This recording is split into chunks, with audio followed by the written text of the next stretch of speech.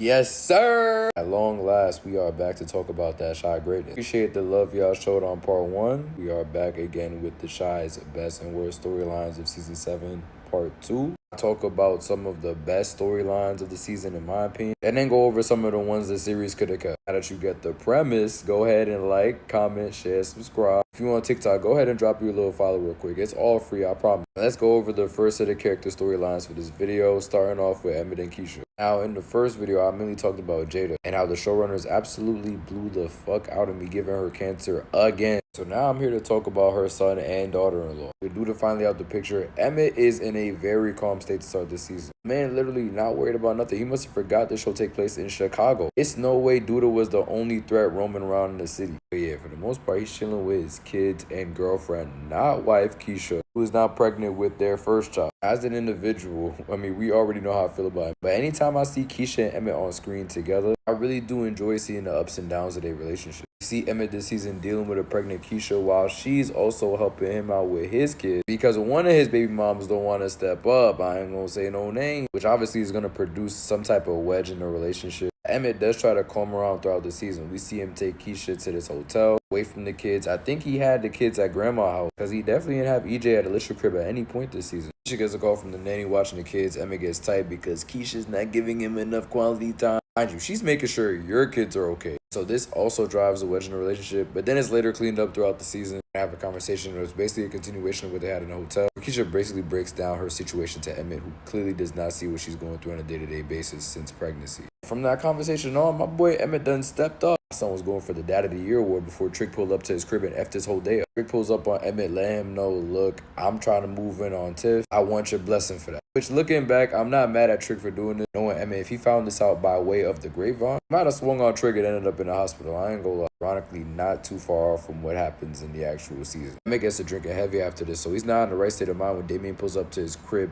beat up. And not only that Reg was the one behind it, but that he was still alive. He pulls up to Jake's crib where he's staying at. He puts them hands on Reg, but you know that boy stay ready. That man's not trying to get brought back into the series again. He pulls out his gun and shoots Emmett, putting him in the hospital where he's in a coma for a whole episode. He wakes up and almost immediately proposes to Keisha, just for her ass to say no. Damn. In front of his folks too, mind you. And not too long after this, he finds out that his mother is dying from cancer again. After this, Emmett and Keisha are really cordial throughout the remainder of the season. We see Emmett still continue to drink after finding out his mother's diagnosis. Nothing crazy enough to put him into rehab, thankfully. We see in the finale episode he helps his baby mom deliver a baby that they name after Jada, before Jada ultimately dies. No! Still hate the fact that that actually happened. Now, when it comes to Emmett and Keisha this season, I gotta put their storyline in one of the better ones that came out of this season. I'm a sucker for seeing these two on screen at this point. The chemistry between Jacob Lattimore and Burgundy Baker need to be studied. Keisha definitely brings the best out of Emmett, and the show does a great job of displaying Emmett's growth as the seasons pass. As much as I hated seeing her turn down his proposal in a hospital bed, I definitely understand the reason behind it, and I feel like season 8 is going to do a great job when Emmett is actually ready to propose. Given her a proposal, she has no choice but to accept. Look at me here rooting for Emmett in the big 2025. I can't jack up his biggest hater no more. While we on the topic of relationships, we gotta talk about Tiff and Trey. The storyline was cooked up, and I want to say the first or second episode of the season, we see Trey giving some much needed help to Tiff to cap off the season. Keep in mind, I don't think we've ever really seen these two have a conversation before this season. And if they did, it was very few. I don't think they've had more than 5 conversations in this series before.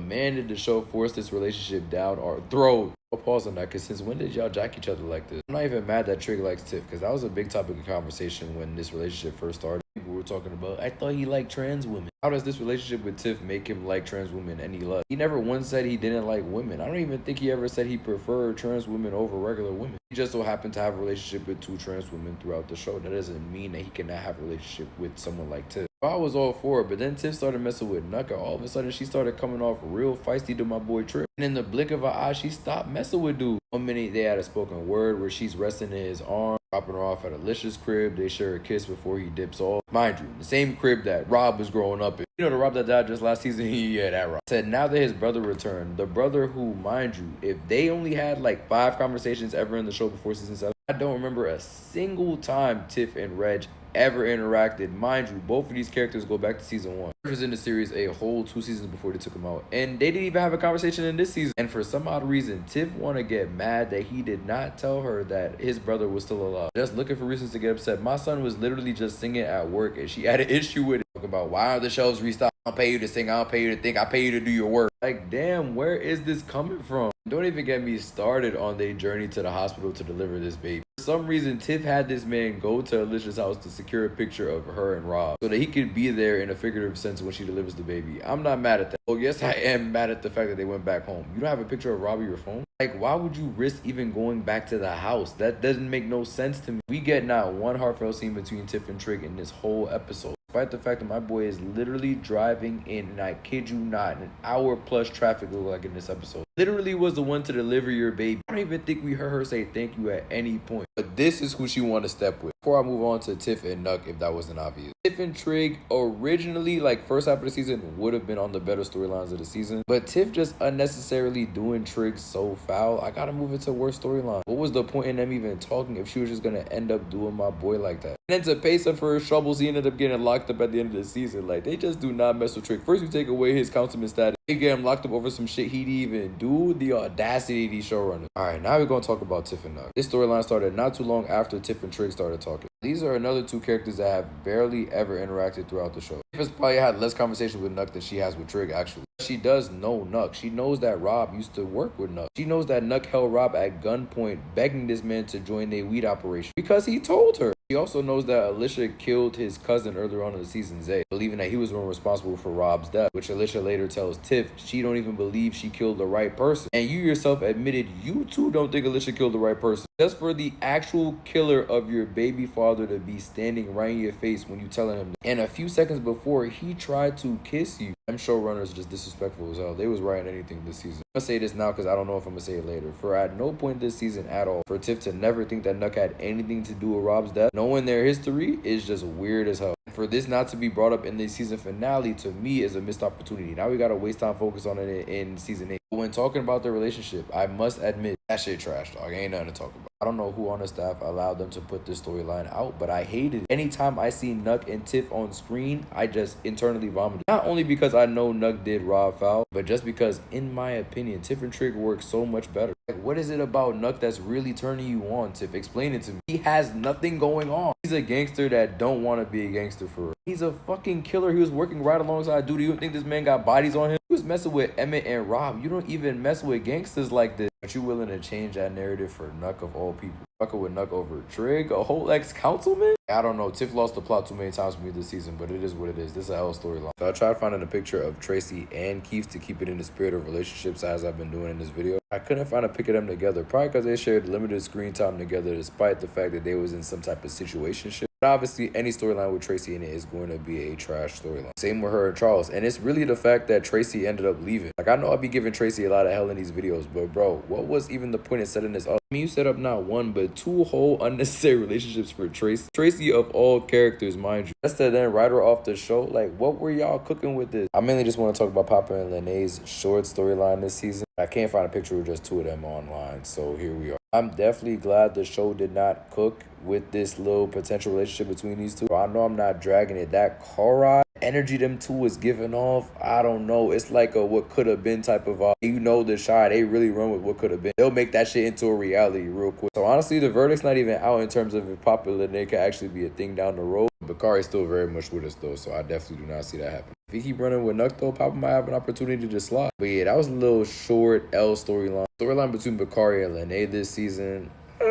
They had some good moments for sure, especially in that finale episode. I do like how Lene stood on business when Jamal was in the hospital and Bakari came to visit her. And how she didn't immediately get back together with him at the block party either. I also like how Bakari was honest with Lene in the last episode about Nuck's involvement in Rob's death. I think we needed at least somebody to find out about this season. We definitely take a page out of Bakari's playbook, no lie. It shows that they're growing in their relationship, and I love to see that. But I do feel like we did not get enough moments between Bakari and Lene this season. And ultimately, it looks like Bakari is going to choose the streets over her once again. So for right now, I got to put this in the worst storylines pile. They're not moving how like they was moving in season 6, but hopefully they can bounce back in season 8. Last storyline of the video, I'm going to talk about Damien and Zuri real quick. When these two are on screen together, they definitely kept things light. Could have used the energy in the last season, I'm not gonna lie. They mainly goofing around throughout the season. The way they met was so lustful. At the rehab facility is mad crazy. Y'all gotta go ahead and get y'all some to go on. We definitely still got a lot to learn about Zuri, but I like the vibes between them in the short time we had them on screen together. Hopefully Zuri's not a one-off character though. When she comes back next season, this relationship can continue to grow. Definitely see a lot of early Emmett Keisha vibes with these two, which is a good thing. Pretty neutral on the storyline overall. It was nothing to write home about, but it was still pretty decent.